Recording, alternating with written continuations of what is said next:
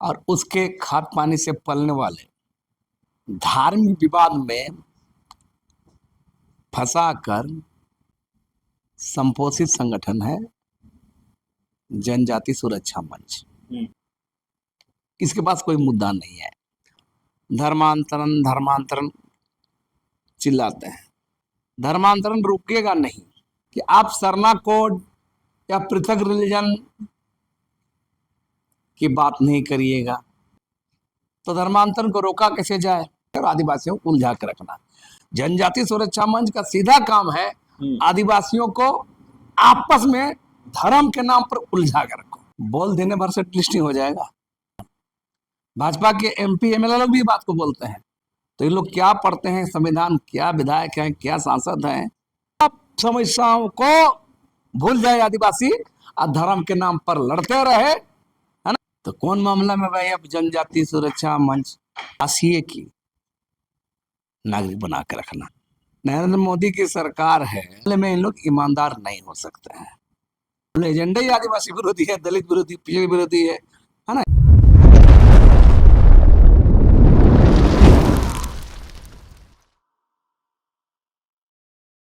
नमस्कार, जोहार। आप देख रहे हैं झारखंड स्वतंत्र खबर। झारखंड के जंगलों में अब विकास की नहीं, पहचान की लड़ाई चल रही है, लेकिन अब इस सरना ईसाई के बीच में बांटने की भी कोशिश किया जा रहा है। तो हम जानते हैं, हमारे साथ लक्ष्मी नारायण मुंडा है, जो सामाजिक कार्यकर्ता हैं, बुद्धिजीवी हैं और आदिवासी मुद्दों पर अपनी बातों को मुखर होकर रखते हैं। लेकिन हम रस जानते हैं कि आदिवासियों को बांटने की कोशिश कौन कर रहा है, सरना ईसाई के बीच में दीवार कौन खड़ा करना चाह रहा है। दादा जोहार। जोहार। सरना ईसाई के नाम पर बांटने की कोशिश कौन कर रहा है?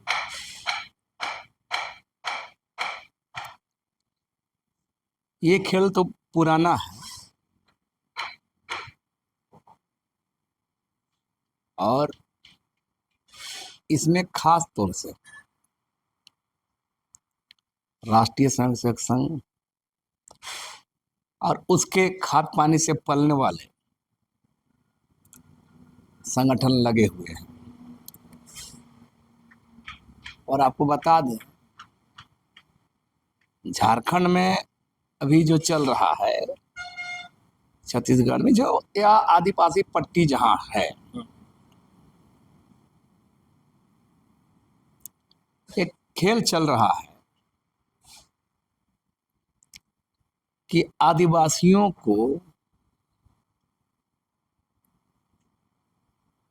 धार्मिक विवाद में फंसाकर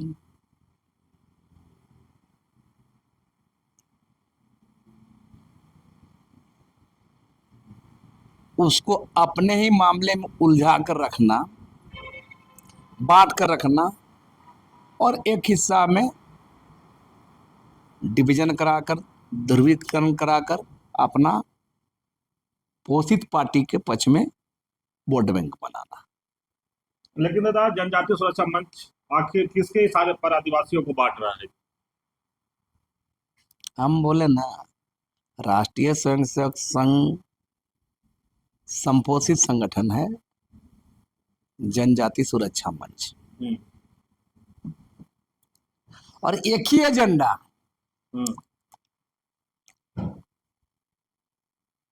धर्मांतरण धर्मांतरण, डीलिस्टिंग डीलिस्टिंग।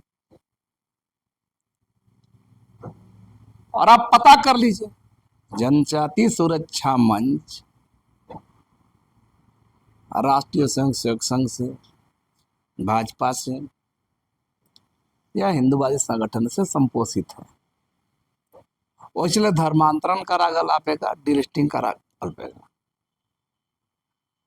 एसटी सूची से बाहर करो, है ना, ये ना डीलिस्टिंग। धर्मांतरण हो रहा है, आप गौर कीजिए, ही इससे ज्यादा इसके पास कोई मुद्दा नहीं है। आपको बता दें, और जिससे जुड़ा हुए है लोग, देश में भारतीय जनता पार्टी का सरकार है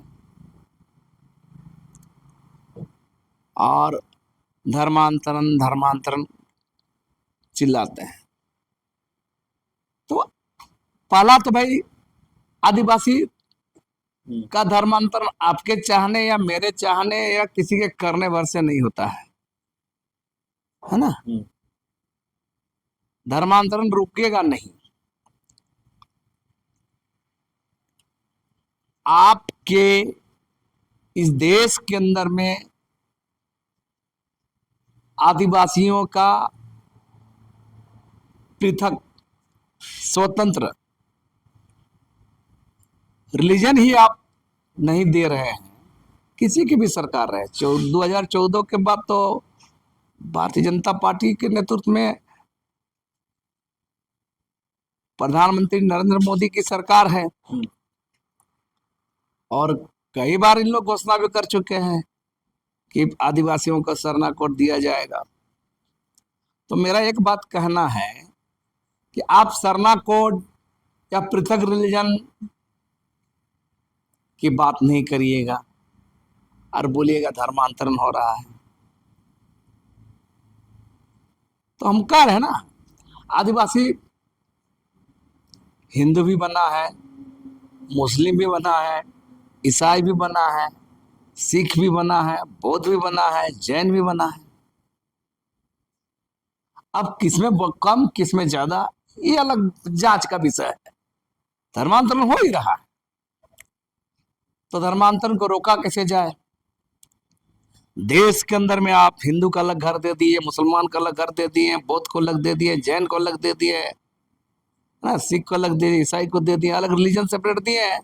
रिकॉग्नाइज करता भारत के संविधान, भारत की सरकार रिकॉग्नाइज करता, मान्यता देती है। इसके लिए उसका कोड भी दिया गया है। इसका रिलीजन कोड क्यों नहीं दिया जा रहा भाई?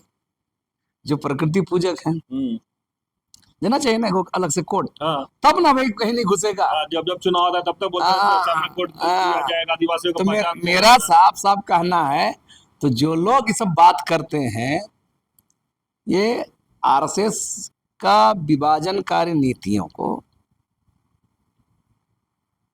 इम्प्लीमेंट करते हैं। आदिवासियों में डिवीजन करा के, ध्रुवीकरण करा करके, एक पक्ष में वोट बैंक करके और आदिवासियों को उलझा के रखना। जनजाति सुरक्षा मंच का सीधा काम है आदिवासियों को आपस में धर्म के नाम पर उलझा के रखो। इसलिए हर समय डिलिस्टिंग, धर्मांतरण, डिलिस्टिंग, धर्मांतरण। गजब बात भाई। हम बोले इतना ही चिंता है तो आप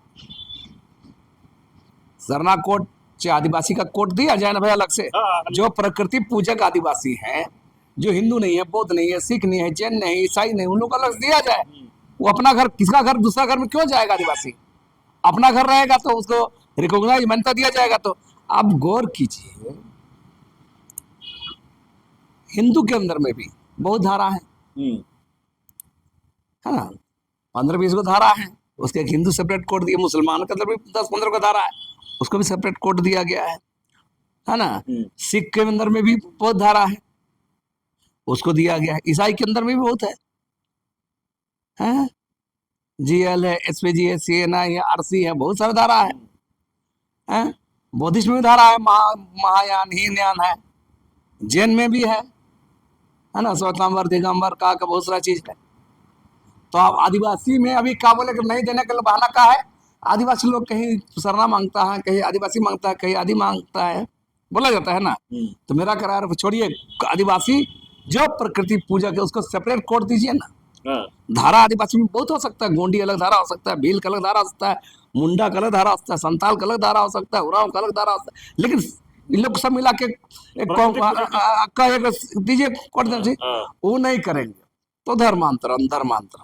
और दूसरी बात बता रहे हैं, जो डिलिस्टिंग की बात करते हैं, मैंने कई बार लिखा भी है, कई बार इंटरव्यू में कहा है,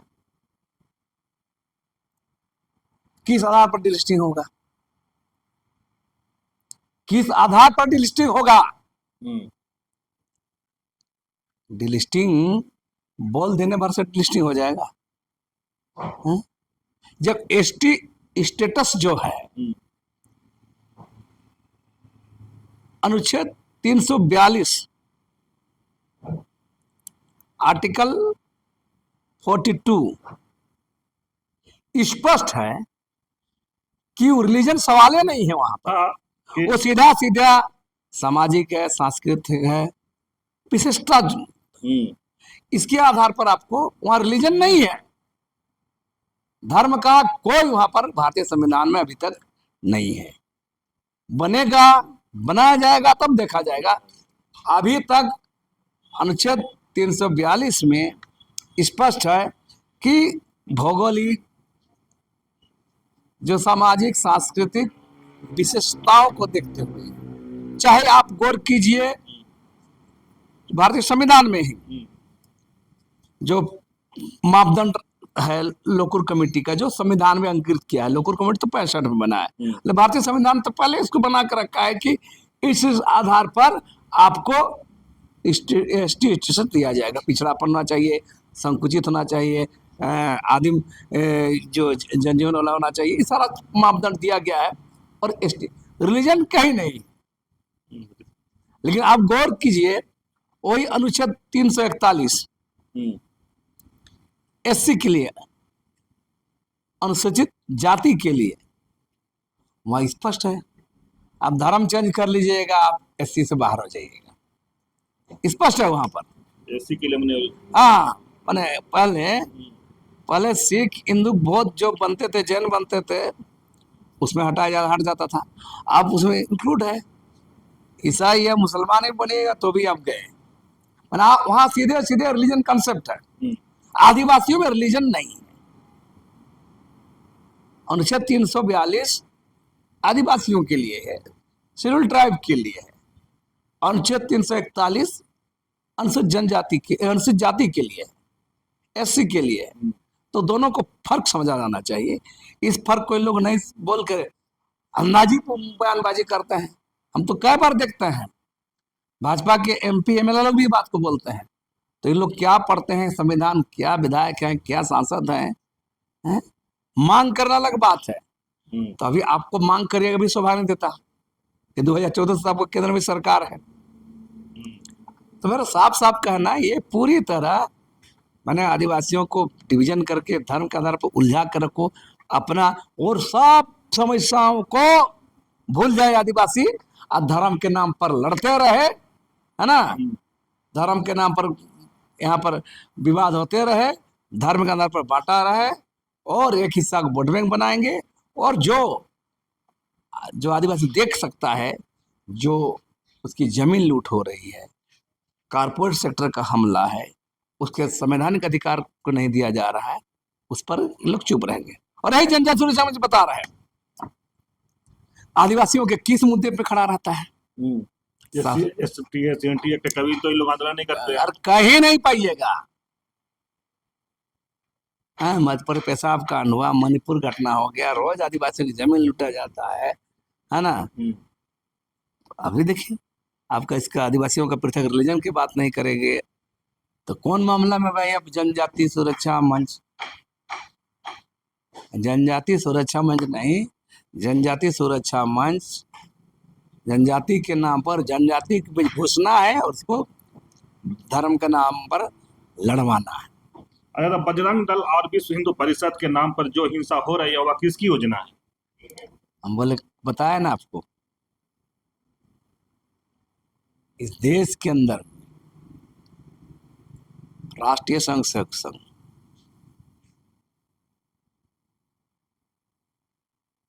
से संपोषित संगठन है, चाहे विश्व हिंदू परिषद हो या बजरंग दल हो। और ये लोग स्पष्ट सूचना है, देश के अंदर में मनुवादी ताकतों को, सामंती ताकतों को, ब्राह्मणवादी ताकतों को मजबूत करना और आदिवासियों, दलितों, पिछड़ों को हाशिए की नागरिक बना कर रखना। और ये मैं बोल नहीं रहा हूं, अभी घट रहा है। आप गौर कीजिए, छत्तीसगढ़ में जो घटना इन लोग क्या करता है,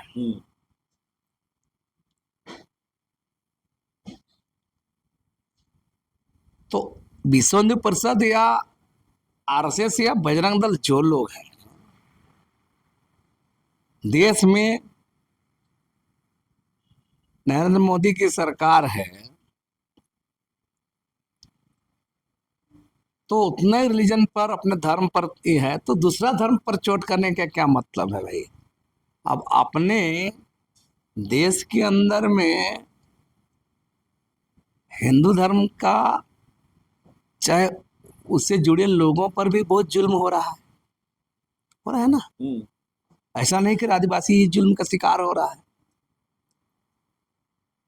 हिंदू समुदाय के अंदर भी बहुत गरीब लोग हैं, बेबस है, लाचार लोग हैं। बहुत आर्थिक हाँ ना, कमजोर बहुत है। तो उस पर काम करना चाहिए। विश्व हिंदू परिषद या बजरंग दल को उस पर काम करना चाहिए ना। है, हिंदू बेटी लोग को ही बलात्कार हो रहा है, मार के फेंक दिया जा रहा है ना। तो समाज को बचाने के लिए काम करना चाहिए। और आज यही जो हिंदू आडंबर के नाम पर चल रहा है देश के अंदर में, मोदी सरकार आने के बाद तो ज्यादा एक्सपोर्ट जो बाहर भेजा जा रहा है, आज इतना बड़ा मांस बाहर जा रहा है। किसके शासन में? ये फैक्ट्रियां कहाँ है? किसका है? किसका है? उस पर तो सवाल नहीं है, हैं? अल कबीर जैसे फैक्ट्री क्या भेजता है बाहर? बड़ा हाँ, तो सवाल इस पर होना चाहिए ना। तो ये संगठन को दलितों को दबाएंगे, आदिवासियों को दबाएंगे, आदिवासियों को लड़ाएंगे, कभी ईसाई पर हमला करेंगे, ये चल रहा है। और ये इन लोग का एजेंडा है कि देश के अंदर में आदिवासी, दलितों, पिछड़ों, अल्पसंख्यकों को जो हाशिए का नागरिक बना कर रखना और इसके ऊपर डोमिनेट करना, राज करना। अच्छा, आरएसएस ने आज तक पेशा या पांचवी अनुसूचित या सीएनटी एसपीटी एक्ट पर कोई आंदोलन क्यों नहीं किया था? बता रहे हैं ना आपको, ये आरएसएस ही क्या, उससे जुड़े तमाम अनुसांगिक संगठन एक तो इस सवालों को उठाएंगे नहीं, या कुछ लोग उठाएंगे तो प्रतीकात्मक ठगने के लिए, है ना। कभी कभी एक दो, और ये जनजाति सुरक्षा मंच, विश्व हिंदू परिषद, बजरंग दल तो बात उठाते ही नहीं। इसका जो पॉलिटिकल जो मोर्चा देखते हैं, फ्रंट देखते हैं, इन लोग जनता को वोट बैंक के लिए कभी कभी उठा देते हैं।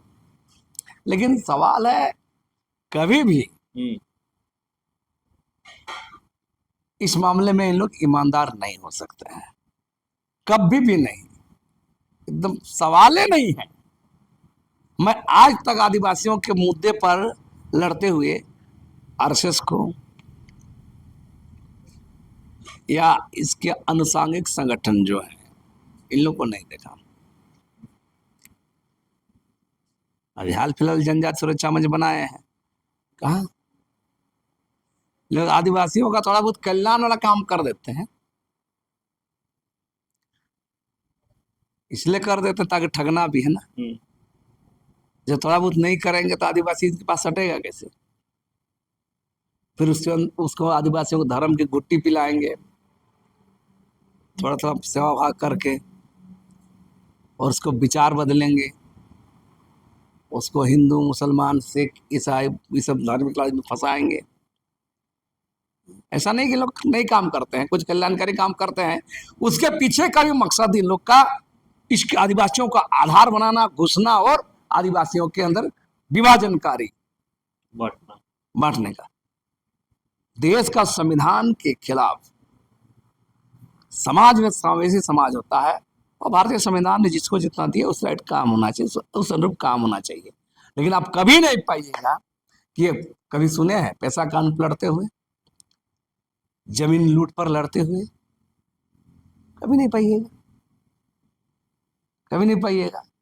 जो आज भारतीय संविधान जो प्रावधान उसको इंप्लीमेंट आदिवासियों का नहीं हो रहा है, उस पर कभी नहीं बोलेंगे। जुडिशियरी आदिवासियों का फैसला कर रहा है लगातार, उसको इंप्लीमेंट हो बोल के कभी नहीं बोलेंगे। जो ब्यूरोक्रेसी है वो आदिवासियों पर के खिलाफ जा रहा है, उस पर कभी नहीं बोलेंगे। आज क्या है, पेशा कानून पर हाईकोर्ट बार बार बोल रहा है सरकार को लागू करो, क्यों नहीं एक आवाज उठाते हो? सवाल ये है, तो ये सवाल करिएगा उल्टे बोलेगा उन लोग। तो मेरा कहना है कि ये नहीं चलेगा, ये लोग इस पर समझ रहे हैं धीरे धीरे।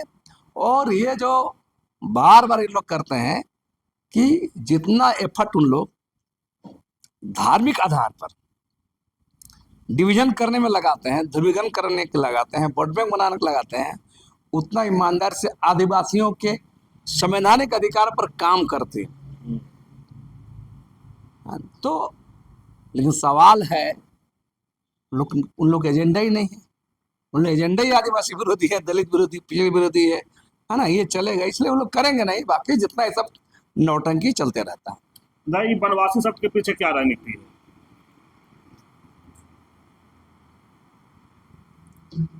हम लोग वन में रहे, आदिवासी लोग वन में तो कहीं भी जाकर रह सकता है लोग, और आदिवासी तो शुरुआत से ही है, फर्क ये है। आप पत्रकार मत, आप अभी जाइए वन में रहने लगे तो वनवासी हो जाइएगा। इसे आपका ये पुराना आप है यहाँ पर है, इसको छिपाने की कोशिश होती है ना। वन में वास, कहीं भी जाकर वनवास कर लीजिए, है ना।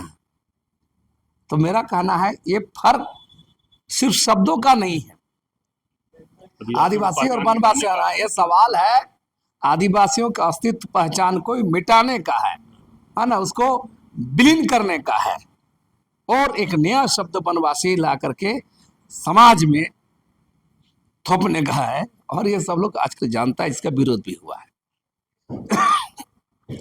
और हम बता रहे हैं, ये आज के युवा लोग पढ़ रहे हैं, लिख रहे हैं, समझ रहे हैं, और इतनी आसानी से इन लोग का बहकाव में लोग आने वाले नहीं।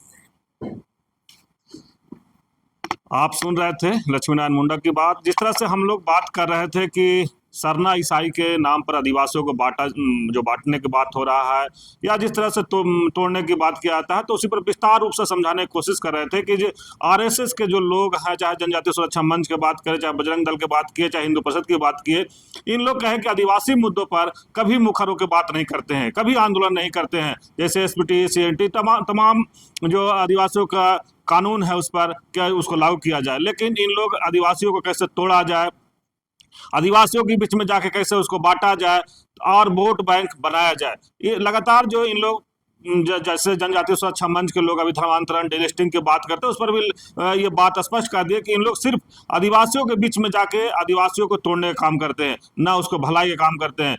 तो इस तरह खबर को देखने के लिए आप झारखंड स्वतंत्र खबर जुड़े रहिए। जोहार, नमस्कार।